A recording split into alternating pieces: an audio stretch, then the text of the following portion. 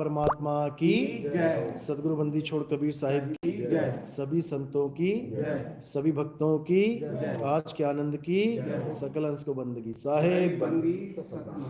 सतगुरु सिंह साहिब की जय। तो आज मालिक की दया से परमपिता परमात्मा का प्रचार होने जा रहा है।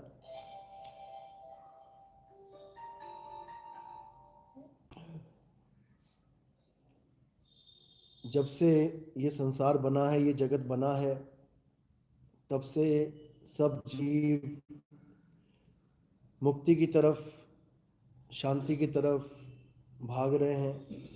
कोई मंदिरों में जा रहा है, कोई मस्जिदों में जा रहा है, कोई चर्च में, कोई कहीं, सब अपनी अपनी दौड़ में लगे हैं। लक्ष्य केवल एक ही है कि कैसे भी शांति मिले, कैसे भी परमात्मा तक पहुँचे। आजकल कुंभ का मेला लगा हुआ है। लोग कुंभ में जाके ये सोच रहे हैं कि हमें मुक्ति मिल जाए, मोक्ष मिल जाए। करोड़ों की भीड़ दौड़ रही है। असल में हमें समझना पड़ेगा कि मुक्ति मोक्ष होता क्या है, ये शांति परम शांति हमें मिलेगी कहाँ, उसका ठिकाना कहाँ है, तभी हमारी ये दौड़ खत्म हो पाएगी। कुंभ एक बहुत बड़ा त्यौहार है, लेकिन इसका नाम कुंभ ही क्यों रखा गया है, जिस दिन ये बात समझ में आ जाएगी उस दिन सबकी दौड़ शांत हो जाएगी। कुंभ का मतलब होता है घड़ा। घड़ा किससे बनता है? मिट्टी से बनता है। मिट्टी के घड़े में, यानी इस काया रूपी मिट्टी के घड़े में ही वो अमृत रूपी बूंद है, जिसको पाने के लिए सब कुंभ की दौड़ में लगे हुए हैं।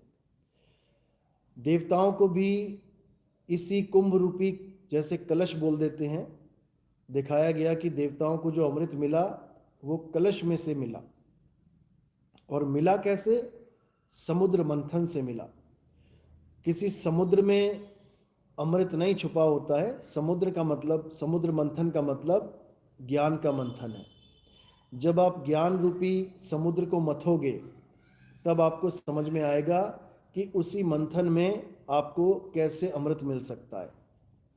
संतों की वाणियों में, हमारे वेद पुराणों में जितना भी ज्ञान है, जब आप उस महासमुद्र को, ज्ञान ही समुद्र है, जब आप उसको मथोगे तब तुम्हें वेदों का सार, भागवत का सार, तुम्हें सारे ग्रंथों का सार, कुरान, बाइबल, संतों की वाणियों का सार जब तुम्हें समझ में आ जाएगा तो वो सार ही अमृत है।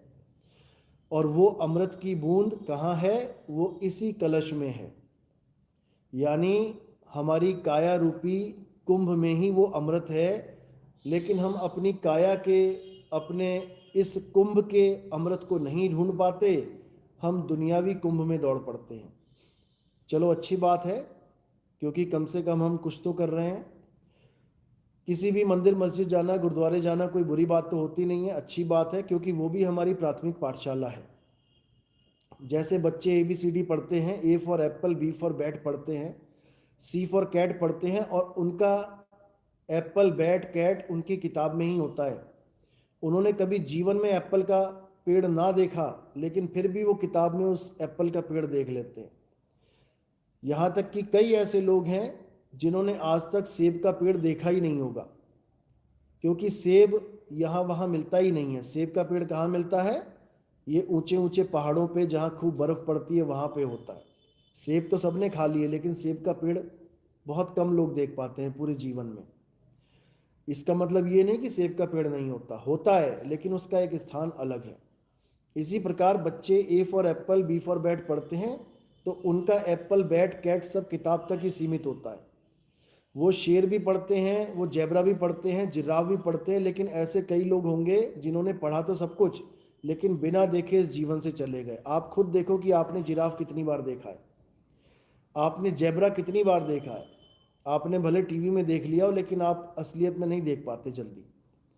इसी प्रकार जो मंदिर, मस्जिद, गुरुद्वारे हैं, ये हमारी प्राथमिक पाठशाला हैं, यहाँ जाना बहुत ज़रूरी है। इसी से हमें पता लगता है कि जेब्रा नाम की भी कोई चीज़ है, जिराफ नाम की भी कोई चीज़ है, चिंपैंजी नाम की भी कोई चीज़ है। उन्हीं प्राथमिक पाठशालाओं में हमें सबका ज्ञान मिल जाता है। जैसे बच्चे स्कूल में पढ़ते हैं, चंदा मामा दूर के एक पोइम है। अब वो मामा बताया जा रहा है चंदा को, लेकिन चंदा कोई हमारा मामा जी नहीं है।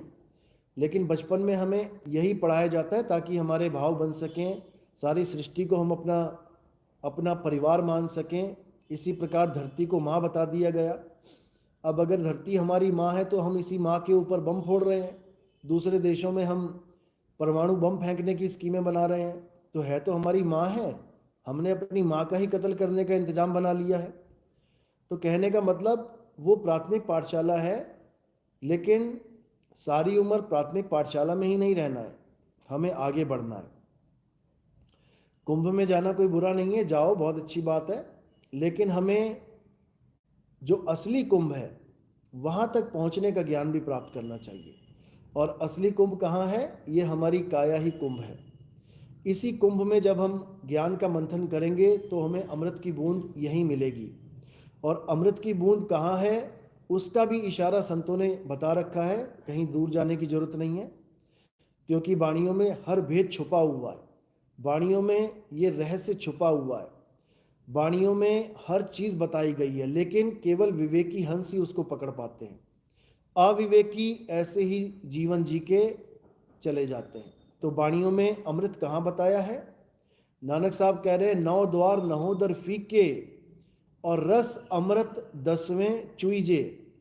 उन्होंने बिल्कुल क्लियर बता दिया कि 9 द्वार नहोदर फीके, यानी इस काया में 9 द्वार हैं और 9 द्वारों में जो रस है वो फीका है, लेकिन अभी हमें मीठा लग रहा है।